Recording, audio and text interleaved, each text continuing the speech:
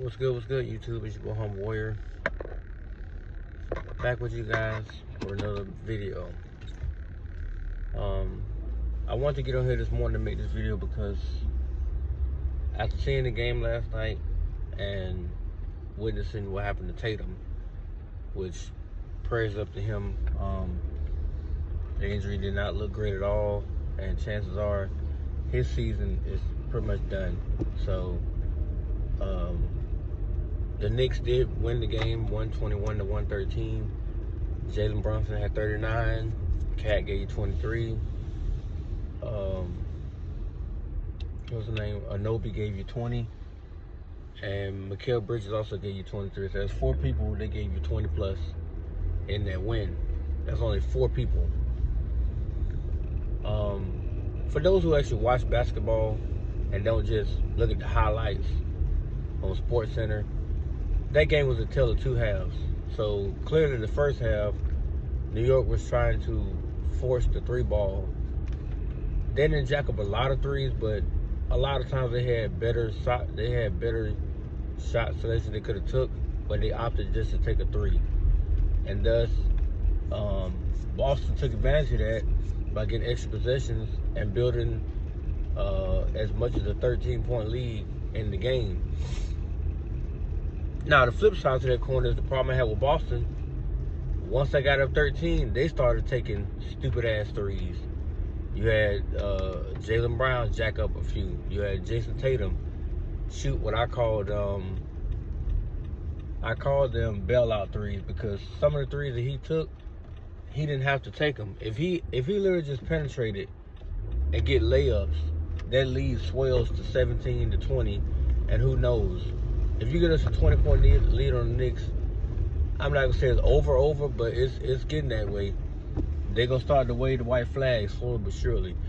But instead, they let them hang around. They got a couple runs going the second quarter. They're coming into the third. They got that big run at the end of the third, the 12-2 run, after they had chopped it down to within, I think it was 4. Then they wanted the 12-2 run to go up by 3 going into the fourth quarter. And then from there, it was a back and forth affair the early fourth quarter. But the Knicks, to their credit, second half, they started taking those 2-point jumpers. And I was on my TikTok live last night, which did amazing with numbers. But I was basically telling people, like, if you take a 2-point shot, it's the equivalent of a 3-pointer, except you have a higher chance of making that shot than you would a 3. And you can see the difference in the scoreboard. Like, just because somebody hit threes, you know how many times you have to hit a bunch of threes in order to separate from somebody, versus making multiple 2-point shots to either cut into a lead or to gain a lead yourself. Don't get me wrong, threes seem to be more exciting in today's game. I don't know why, because when I was young, people still shot threes. They just didn't shoot them as prevalent. People were making layups and stuff like that, or dunks. So it wasn't like the 3 ball was ostracized. No, the 3 ball only became magnified when Steph Curry came into the league. Once he came to the league, he started doing what he did. Then everybody wanted to jack up threes. It became a whole three-point hiatus era, when the 3-point line had been there for decades before he got there. It been there. So I don't see why it became such a love affair with 3 ball. But I digress. Back to this game. New York played with grit. They played with a lot of determination. Even though, to me, the player of the game, to me, is Mikal Bridges. Because when Jalen Brunson went out to rest for a little while, he made shot after shot after shot after shot after shot. Mid-range game, his stagnant pull-up, fadeaway jumper continued to hit. So even when Boston got to within 1, he pushed the lead back to 3. He pushed it back to 5. He continued to do the little nuanced things to keep that lead in New York's favor, and it never relinquished to Boston. Now, I do fault the Boston coaching staff because they never made any adjustments in the second half. They allowed Jason Tatum to start doing ISO ball, and the ball stopped moving. The first half, that ball was moving with Boston. That's how they kept getting wide open shots. Watch from the third quarter on into the fourth. Watch how that ball stops moving. It stopped. For some reason, they did not want to move the ball no more. And Tatum started going one-on-one. Can he beat anybody one-on-one? Absolutely. But that was not the emphasis of the offense in the first half. It was ball movement. It was shot selection. It was getting people open to get better shots for a higher percentage. Instead, come the full quarter, he's taking on Anunoby. He's taking on Jalen Brunson.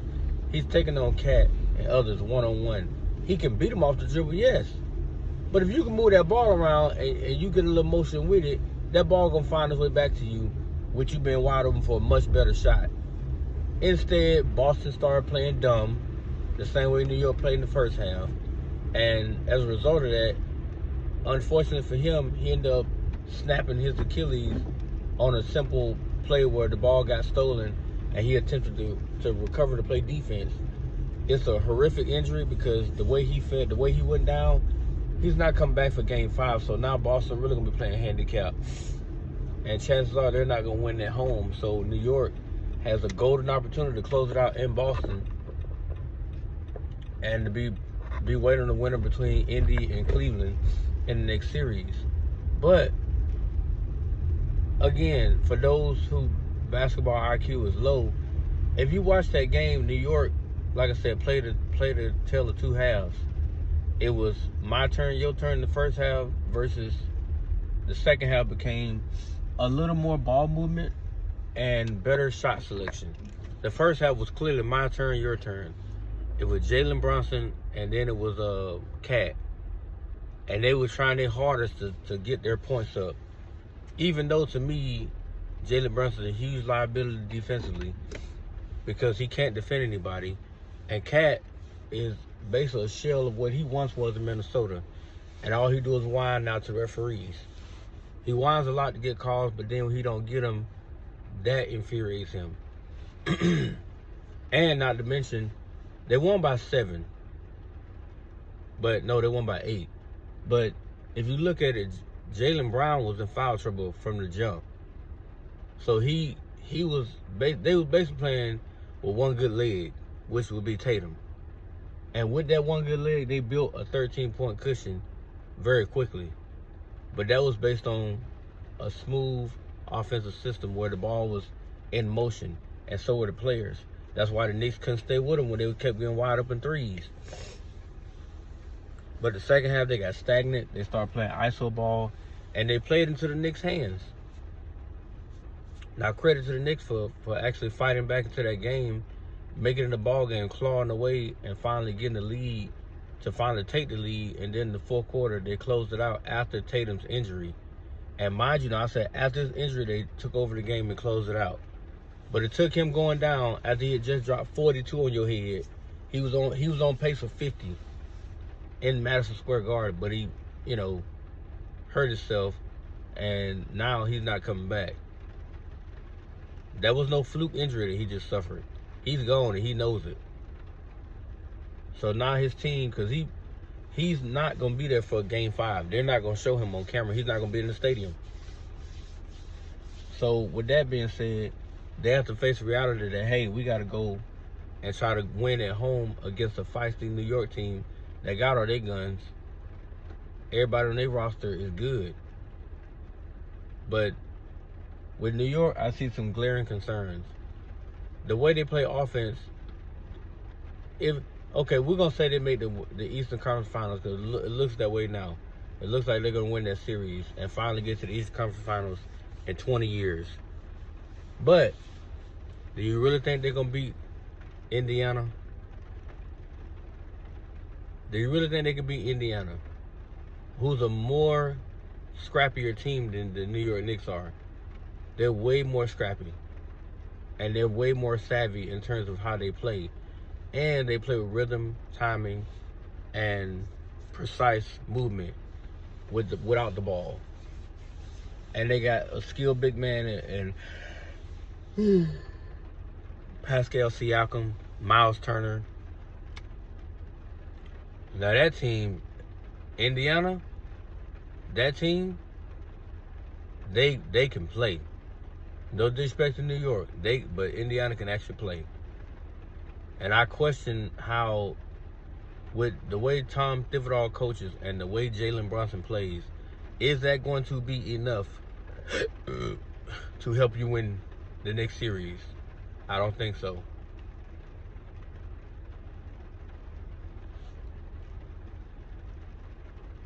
So for me, I would say New York, they